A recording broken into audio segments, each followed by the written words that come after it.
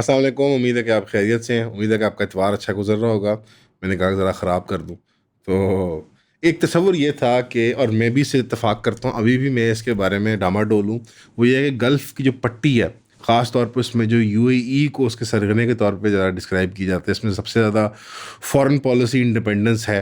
Independence in terms of कि वो बाकी गल्फ़ से अपनी फ़ॉरेन पॉलिसी को ज़रा हटा के रखता था। और वॉर ऑन टेरर के अंदर ख़ास तौर पे आपको नज़र आया कि इस्लामोफोबिया वाली इंडस्ट्री को उसने एक्सपोर्ट किया तमाम दुनिया के अंदर मुसलमानों के ख़िलाफ़ नफ़रत को उभारने में। बड़ी ऑक्सीमोरोनिक बात है, जबकि वो ख़ुद मुसलमान हैं, बल्कि ये लार्जर स्ट्रेटजी का हिस्सा था कि मुस्लिम दुनिया के अंदर रियासतें जो हैं वो टूटती जाएँ और छोटे छोटे जो है ना वो वहाँ पे छावनियाँ बन जाएँ, और मगरबी दुनिया के अंदर बहुत बड़ी माइग्रेशन हो मुसलमानों की इन जंगों की बुनियाद पे, और वहाँ उनसे नफ़रत और बदसलूकी की जाए। बड़ी एक शानदार किस्म की स्ट्रेटजी। अगेन, अकल तो है नहीं अमरातियों के अंदर। ये तेल अवीव और न्यूयॉर्क और वाशिंगटन के बड़े थिंक टैंक्स में तैयार की गई थी। ये बड़ी बड़ी रैंड कॉरपोरेशन और इस तरह के इदारे ये तैयार करते हैं, और फिर आगे ये जो शाह से बढ़ के शाह के बंदे होते हैं इस काम पे लग जाते हैं। तो यूएई मेरे लिए तो नाकाबिले माफ़ी वो एक रियासत तो नहीं कहूँगा, फैमिली बिजनेस है। समझे कि कोई आप अलबेक या केएफसी की आउटलेट है, वो बेचारा मुल्क तो नहीं है, बस उसके पास थोड़े से मतलब प्लाजे प्लूजे अपने उन्होंने बना लिए हैं। तो हकीकत ये है कि यूएई से या अमराती नफ़रत जो है वो तो घुट्टी में हर मुसलमान के वो डालनी चाहिए आज के दौर में, इस तरह के इसराइल या अमेरिका की डाली जाती है या रूस की डाली जाती थी एक ज़माने में। हकीकत ये है कि यूएई को भी बैक ट्रैक करना पड़ा। क्यों? मैं ये आपके सामने, ये परपोर्टेड न्यूज़ है, मेरे ख्याल में काफ़ी हद तक अब कुछ 2-3 बड़े वो उससे आ गई है, तो ये हकीकत पे मबनी होगी कि यूएई और कतर दोनों, मैं सेपरेटली बताता हूँ कि यूएई के बारे में बताया जा रहा है कि, और ये 3-4-5 दिन से गर्दिश कर रही है खबर, कि $20 बिलियन तक जो है वो ईरान के कब्जे हुए पैसे और भत्ते के पैसे बाकायदा उनको रिश्वत दे रहा है कि खुदा का वास्ता है मेरे ये इस पानी के और ये जो तेल की फैसिलिटीज़ है ना, यानी पानी को रिफ़ाइन करने वाले, कि गल्फ़ में पानी नहीं है पीने को, तो समुद्रों के वो रिफ़ाइनमेंट प्लांट लेते हैं, और वो इतने बड़े लाल रंग के टारगेट होते हैं कि आओ हमें बम मारो। और दूसरी हमारी पेट्रोकेमिकल फैसिलिटीज़, इनको टच ना कीजिएगा प्लीज़, या जो भी और उन्होंने सिक्योरिटी वो डिटेल्स प्रोवाइड की होंगी कि ये हमारी चीज़ें टच ना कीजिएगा जब अगली लड़ाई होए। और सिमिलरली कतर ने क्या किया वो भी आपको दिखाता हूँ। कतर ने भी सीक्रेट टॉक्स को परसू किया है कि हमारी जो गैस फील्ड्स हैं उनको प्रोटेक्ट किया जाए, और ये 3-4 बड़ी सोर्सेज से ही आप टीवी पे सामने कैमरे पे देख सकते हैं इंशाल्लाह ताला। इसके अंदर एनालिसिस बड़ा अच्छा, ये में बड़ा मज़ा आया है पढ़ के। ये डैनी डेनिस सिट्रिनोविट्स का साहब का, ये इजरायली एनालिस्ट हैं, कि जो सबसे बड़ी अंडरलाइंग एक असम्पशन थी कि यूएई जो है वो हमेशा जो है वो इस कॉन्फ्लिक्ट में या जनरली गल्फ स्ट्रिप जो है वो इसराइल के करीब जाएगा, और यही तस्वर बेचा जा रहा था कि, और जनरली लैंग्वेज भी जो इस्तेमाल की जा रही थी कि मुसलमान ममालिक को ख़ास तौर पे गल्फ़ की लीडरशिप के अंदर एक तरफ क्लैंप किया जा रहा था, और ईरान को एक तरफ, यानी सुन्नी मुल्क एक तरफ हो जाए और ईरान जो है वह सम सॉर्ट ऑफ शिया क्रूसेडर या जिहादी या बड़ा एक्सट्रीमिस्ट बना के उसको अलग कर दिया जाए, और फ़लस्तीन के कॉज को कहीं साइड पर उठा के फेंक दिया जाए, माज़अल्लाह खुदा न खास्ता।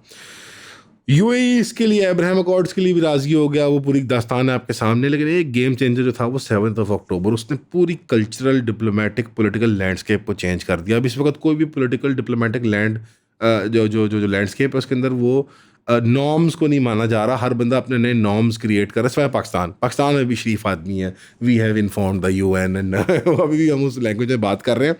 अब तो मतलब फॉरेन मिनिस्टर इंडिया का कहता है हमें कहता है दलाल मुल्क, और ट्रंप उसको कहता है नेतन्याहू को यू इडियट, और ये सब वो लैंग्वेज जो वो सारी वो एनवायरनमेंट जो है वो अब वो एम्पायर्स की वो बिल्कुल पेंडू वाली सतह पे आ गई है।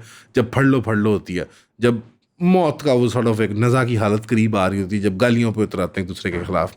इसी तरह गल्फ़ के अंदर अब एक डेस्परेशन जो क्वाइट थी पहले, आपको याद होगा इस जेनोसाइड के अंदर 3 साल जो बकवास, जो खुराफात गल्फ़ के इन्फ्लुएंसर्स की तरफ से, सरकार के टटुओं की तरफ से, चाहे वो खलीजी हों, ख़ुद इमराती हों, या हिंदू हों, या कोई इंडिया से इंपोर्ट किए हुए कोई कमी कमीन किस्म के मुसलमान हों, या कोई यूरोपियन के हो, या कोई टॉमी रॉबिन्सन जैसा कोई यूके इंटेलिजेंस का वो प्लांट हो जो एंटी मुस्लिम इमिग्रेशन है।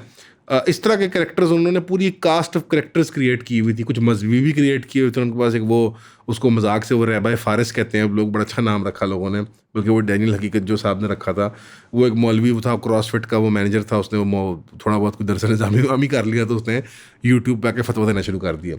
मजहबी से लेके सेकुलर और एंटरटेनमेंट के इन्फ्लुएंसर्स को लेके उन्होंने पूरी एक तूफान बदतमीज़ी मचाई हुई थी कि फ़िलिस्तीनी फ्रॉड है, फ़िलिस्तीनियों की कोई शहादत नहीं होती, इजराइल बड़ा अच्छा मुल्क है। उन्होंने दोस्ती का कंटेंट बनाना शुरू कर दिया, पूरी एक इन्फ्लुएंसर मार्केट क्रिएट कर दी कि करोड़ों नौजवानों के जहन ख़राब करें दुनिया में कि भाई यूएई तो बड़ी मोहब्बत करता है इसराइल से और आपको भी करनी चाहिए, हम भी तो मुसलमान हैं, हम भी तो अरब हैं, ये फ़िलिस्तीनियों को आखिर क्या, मैं बताता हूँ आखिर क्या, और वो पता इस जान भी पता लगेगा, ईरान बता रहा है कि आखिर क्या, और अगले जान तो इंशाल्लाह पता लगेगा ही लगेगा।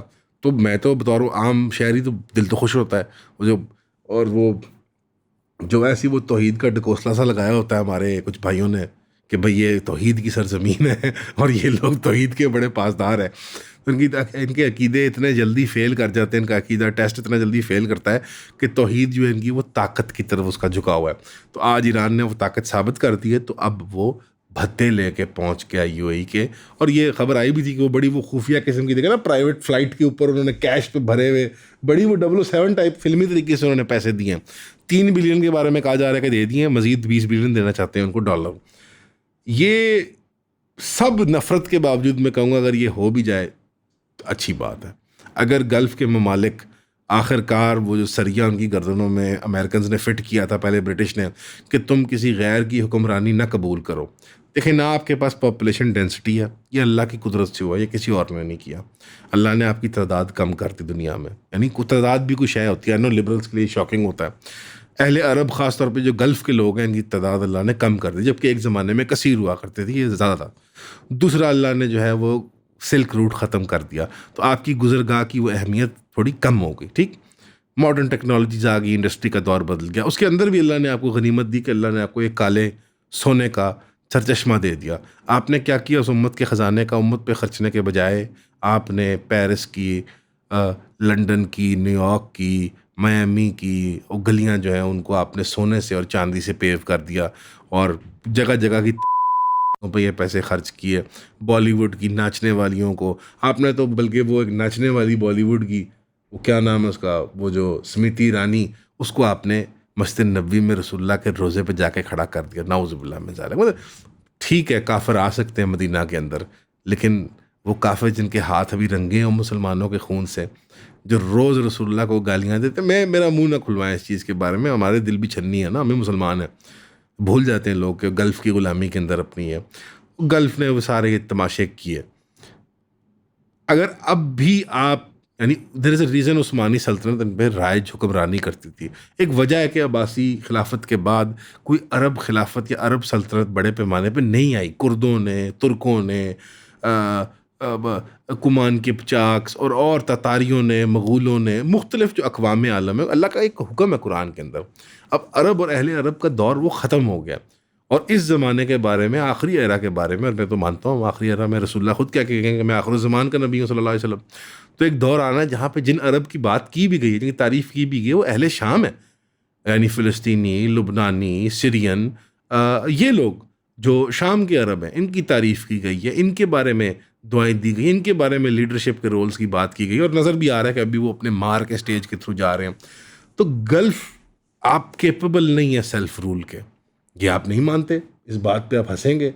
तो मुझे बताएं, ऑटोमन एम्पायर के बाद कौन सॉवरन था पूरे गल्फ़ के अंदर? क्या ये गल्फ़ मोनार्कीज थी? क्या अल्बेक फैमिली बिजनेस था? Was it the British Empire? और ब्रिटिश एम्पायर के बाद क्या सऊदी अरामको थी, या ये ईमार कंपनी थी? नहीं, it was the American empire. और अब अमेरिको इसराइली एम्पायर आप पे, आपका सॉवरन है, आप सॉवरन नहीं है। माजरत के साथ ये इसको डिस्प्यूटेड हकीकत है किसी के जहन में। मैं पूछता हूँ सवाल कि क्या एक सूतर वक्त भी है, एक घड़ी है लम्हे की को 1924 के ऑटोमन कोलैप्स के बाद से आज मैं 2026 में खड़े हैं, जहाँ पे अरब का गल्फ़ पट्टी के, मैं खलीज की जो जजीरा नुमा अरब है, इसका फ़ैसला जो है वो वाशिंगटन में ना किया जा रहा हो, या लंदन में ना किया जा रहा हो, या टेल अवीव में ना किया जा रहा हो, कोई एक लम्हा है नहीं। तो आपके पास वो तमाम फैक्टर्स ही नहीं है एक कौम को मुनज़्ज़म सेल्फ रूल पे खड़ा करने के लिए। पॉपुलेशन मैंने एक मिसाल दे दी जिसकी, या इकोनॉमी की, कुछ मैंने पानी के फैक्टर की बात कर दी मैंने। इंडिपेंडेंट जर्नलिज्म की कोई गुंजाइश नहीं है पाकिस्तान में या पूरी दुनिया में, इन्वेस्टिगेटिव जर्नलिज्म करने के लिए और इंडिपेंडेंट रहने के लिए आपको चाहिए होते हैं पैसे। आपको फील्ड रिपोर्टर्स रखने होते हैं, एडिटर्स रखने होते हैं, कंटेंट राइटर्स रखने होते हैं, रिसर्चर्स रखने होते हैं। ये सब कुछ इसलिए हो सकता है क्योंकि आप लोग हमें सपोर्ट करते हैं, आप लोग वीडियोस को लाइक करते हैं, शेयर करते हैं। लेकिन एक्चुअली हमारी सबसे बड़ी सपोर्ट हमारा मैट्रिक्स ग्रुप है। एक 3000 रुपये की मामूली सब्सक्रिप्शन अलाउ करती है हमें हमारा काम करने के लिए। अल्हम्दुलिल्लाह हमें ओवरवेलमिंग रिस्पॉन्स इस ग्रुप में आ चुका है, जिसके लिए हम बहुत शुक्रगुजार हैं। और हम डेली की 2 से 3 वीडियोज़ उन ग्रुप मेंबर्स को देते हैं। लेकिन हम चाहते हैं हम अपना काम बढ़ाएं। हम चाहते हैं कि हम पाकिस्तान के सबसे बड़े इन्वेस्टिगेटिव प्लेटफॉर्म बन सकें, और इसके लिए हम डायरेक्टली रिक्वेस्ट करें आपको, जो हमारा व्यूअर है, प्लीज़ हमारी सब्सक्रिप्शन ख़रीदें। हम अपना काम इंडिपेंडेंट और फेयर रखना चाहते हैं। हम चाहते हैं कि नया से नया चेहरा हायर करें, डाइवर्स से डाइवर्स ओपिनियन हो। आप लोगों का सपोर्ट ने अलाउ किया हमारे प्लेटफॉर्म को इतनी देर एग्जिस्ट करना। और अगर आप चाहते हैं कि हमारा काम इंडिपेंडेंट और फ्री रहे तो हमें 3000 की सब्सक्रिप्शन दें। Thank you. तो अगर आप इस सरिये को निकाल दें गर्दन से कि हमारे पे कोई और हुक्म काफर कर ले हमारे पे हुक्मरानी, हम उसको जिजिया भत्ता, ये भत्ता और जिजिया किसका है? ये $20 बिलियन नजर आ रहा है ना आपको भी ईरान के? ये ट्रिलियंस ऑफ डॉलर्स, बिलियंस नहीं, ये trillions of dollars on record America और यूरोप पे खर्च कर चुके हैं। वो ट्रिलियंस ऑफ डॉलर्स इस 2 बिलियन की गरीब उम्मत के पेट भरने में लगा दी जाती, हमें मजदूरियां देने में, हमें टेक्नोलॉजी अफोर्ड करने में, हमें तालीम देने में, तो उम्मत की आज तकदीर डिफरेंट होती। ना कि ओनली फैंस की कोई नाचने वाली या कोई बॉलीवुड की नाचने वाली पे, जिन पे खर्चे जाते हैं ये पैसे। मतलब कोई गायिका होती है, वो रिहाना का बड़ा मशहूर आया था, वो सऊदी एक जो टोयोटा कंपनी का मल्टी चेन जो सारी टोयोटा की है ना वो डिस्ट्रीब्यूशन, वो किसी एक शहजादे की फैमिली के पास है। तो उनका एक शहजादा है बड़ा खूबसूरत सा लंबा तिरंगा। तो रिहाना सिंगर जब पहली बार गल्फ घूमने फिरने गई तो वो उसके साथ उसकी याट पे घूमने फिरने गई थी, और कुछ देर उनका अफेयर भी चला था। तो ये नाचने गाने वालियों पे हमारे मुश्तरक ख़जाने को जब खर्च करते हैं तो, और 7 फ़लस्तीनी भूखा मर रहा हो, और यमन में तड़प के बिलबिला के बच्चा मर रहा हो, और अफ़गानिस्तान के अंदर मलबे के दबे नीचे बच्चा मर रहा हो, और इराक़ के अंदर तुम्हारे पड़ोस के अंदर बच्चा मर रहा हो, तो या ईरान के अंदर दवाइयों के सैंक्शन से बच्चा मर रहा हो, तो वो अल्लाह को गैरत नहीं जाती, कहीं किसी रिकॉर्ड में नहीं जाती। तो ये हमें समझाने की ज़रूरत। जिजिया इनको कबूल हो गया कि काफरों को जिजिया दे दें हम और उनकी ग़ुलामी में आ जाएं। अब मैंने हज किया 3 साल पहले, तो मुझे हंसी आती है कि यार पेट्रियट मिसाइल सिस्टम जो है वो हज का दिफा कर रहा है यमनियों से उसको अमेरिकन मरीन ऑपरेट कर रहे हैं। अल्लाह करे मेरा हज कबूल हो जाए और हम सब के हज कबूल हो जाए। लेकिन ये कोई शरीयत की बात नहीं है। मैं एक इंसान के तौर पे, एक ले पर्सन के, शरीयत पे उलमा बेहतर जानते हैं वो बताएंगे, मैं एक इंसान के ले पर्सन के तौर पे, आम आदमी के तौर पे सवाल पूछ रहा हूँ कुछ जाना। अब अगर वो सरिया नहीं निकालेंगे और वो ईरान की 2IC पोजीशन कबूल नहीं करेंगे कि अन्नदाता ये है, खित्ते के अंदर है, तुर्की है, मिस्र है, पाकिस्तान है, आप नहीं हैं। पाकिस्तान एक ऐसा शरीफ ज़्यादा रहा है कि हम डे 1 से इनसे ज़्यादा ताकतवर हैं और जमा करके इनसे ज़्यादा ताकतवर हैं। लेकिन हमने अपनी हुक्मरानों की गंदी पॉलिसी की वजह से ऐसी आज जाना और इनकसारी वाली इनके साथ एटीट्यूड रखा है, उनको वो भी रास नहीं आया। बदसलूकी हमारे साथ उन्होंने की तारीखी तौर पे। तो अब मैं को ये बददुआ नहीं दे रहा है अरब या अहले अरब को या अहले गल्फ़ को, मैं उनका मद्दा हूँ, उनके वो खादिम हरमैन शरीफैन हैं, वो गल्फ़ पट्टी के लोग हमारे भाई हैं। लेकिन हकीकत यह है कि इस वक्त उन पर वही कौड़ा बरस रहा है जो उनके अपने हाथ का तराशा हुआ है, ये किसी और की गलती नहीं है। तो आज they are moving closer to Iran, जैसे कि खुद इसराइली कमेंटेटर्स कह रहे हैं, बिकॉज वो इसराइल से तंग आ गए। इसराइल इतना इनसफरेबल एलाय है, इतना अनरिलायबल एलाय है, अमेरिका उससे जान छुड़ा चुका हुआ है। अब डोनाल्ड ट्रंप के मुख्तलिफ तर्जमान कहते हैं कि यार ये ट्रंप हेट करता है नेतन्याहू को, तो कोई कुछ तो होगा ना उसके अंदर, इसराइल की मैनेजमेंट के अंदर वो हेटेबल लोग हैं, उनके अंदर कोई गैर यहूदी के लिए कोई इंसानी तसव्वुर नहीं उनके अंदर मौजूद। और अरब के लिए उनको बंदरों और सूरों से बदतर मानते हैं। आप देखिए उनकी बातें, वो जानवर मानते हैं हम सबको, अरब बाकी तो छोड़ो गोरों को, वो अरब को क्या मानते हैं। तो इस सारी सूरत हाल के अंदर अब मैं ये आपके सामने खबर रखना चाहूँगा, जो ये क्लोजिंग खबर है कि अब भी अगर अरब, आप बार बार हम कहते हैं ना कि यार ये अहादीस उन्होंने नहीं पढ़े हुए, क्या शवाहिद नहीं देखते वो इकॉनमी की और जंग के हालात के, क्या इसराइल के अज़म को नहीं वो देखते? तो वो जो उनका अंधापन था, शायद अल्लाह ने उनकी आंखों से पर्दा हटा दिया, अल्लाह करे। ताकत से सही, पिटाई से सही, आ गया उनको समझ, अल्लाह करे, मुझे उम्मीद है। अमेरिकन कांग्रेस ने एडवांस कर दिया US Israeli military integration plan कि 2027 का जो यूएस डिफेंस बिल होगा उसके अंदर दोनों मुल्कों की इंडस्ट्री का पूरा वो सांचा बना के ये लगाया जाएगा कि ये एक ही मुल्क की फ़ौज है। सुभान अल्लाह। और ये बिल पहले पास होगा कांग्रेस से, स्पेशल कांग्रेशनल कमेटी जो है वो जो डिफेंस की, उससे, फिर नेशनल कांग्रेस से, यानी ओवरऑल जो कांग्रेस है कमेटी से निकल के, और फिर ये जाके जाएगा सेनेट के अंदर। तो ऐन मुमकिन है कि इसी साल के अंदर अंदर मैं और आप ये देख लें। इसका नाम, इसकी तफसील जो मैं भी बताता हूँ आपको, इसका नाम है, सर्च करना आपने कभी, ये है section 224 of the house armed services committee. ये जो हाउस होते हैं ना रिप्रेजेंटेटिव जहाँ कांग्रेस है, उसमें कमेटियाँ होती हैं, नेशनल असेंबली में कमेटियाँ होती हैं ना, कोई कमेटी कुछ काम कर रही होती, कुछ एक कमेटी है आर्म्ड सर्विसेज की जो डिफेंस प्रोक्योरमेंट करती है, असले का क्या बजट कैसे क्या सारा, उस कमेटी ने ये तय किया और आगे ये बिल देना चाह रहे हैं। और इसके ज़रिए जो है वो एक इंक्रीज लेवल पे क्या डिफरेंस इसमें कि दुनिया की सबसे करीब तरीन मिलिट्री रिलेशनशिप माना जाएगा कि ये दो मुल्कों की पार्टनरशिप जो यूएस मिलिट्री एड पे थी, अब वो बेसिकली इंडस्ट्रीज़ को जोड़ देगी कि ये जो असला प्रोड्यूस हो रहा है ये बेसिकली एक ही बॉडी के लिए प्रोड्यूस हो रहा है, यानी एक ही जसद बन जाएंगे ये। और ये क्लियर करते करते जून जुलाई तक हमारे सामने आ जाएगा कि ये होना है कि नहीं होना। मेरी अकल कहती है ये होना है।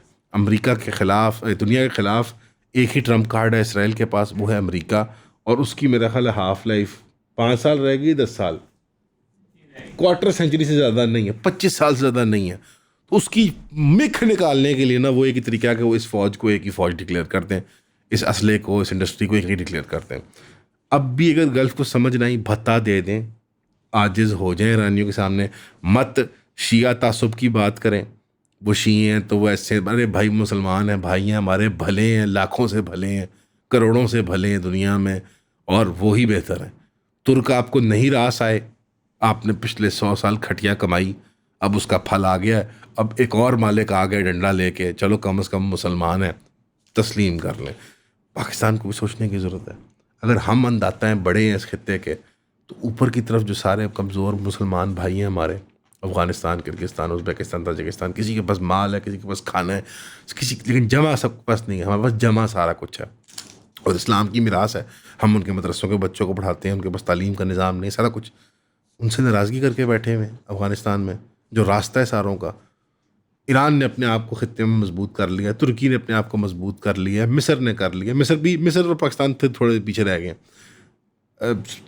तुर्की सीरिया में बैठा हुआ है, ईरान जो है वो लबनान के अंदर बैठा हुआ है, और मिस्र ज़रा कमज़ोर पड़ गया, और पाकिस्तान। तो सोचिए इसके बारे में, हमने इसको कैसे रिवर्स करना है। और अगर हम 4 ही मुल्क रह गए मुसलमानों के, और हमारे छत्र छाया के अंदर छोटे मुल्क हैं, तो कुछ बड़े मुल्क वाली कोई एक्टिविटी भी करके दिखाए ना। हमेशा की तरह सुनने का शुक्रिया। अस्सलाम वालेकुम।